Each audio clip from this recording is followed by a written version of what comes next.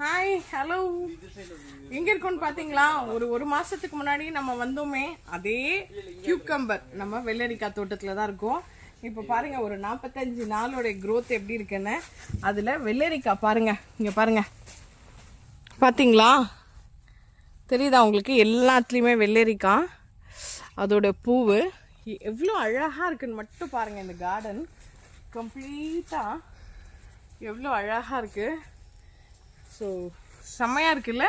So ஒரு 45 டேஸோட growth இது. இதுலேருந்து ஒரு வெள்ளரிக்காய் நம்ம சாப்பிட்டு பார்ப்போம் எப்படி இருக்குன்னு டேஸ்ட்டு. மாமா ஒன்று பிச்சுக்கிட்டுமா? எப்படி இருக்குது டேஸ்ட்டு நம்ம சாப்பிட்டு சொல்கிறேன். இங்கே பாருங்கள், ஒரு வெள்ளரிக்காய் பூவோடங்க, ஃப்ரெஷ்ஷாக.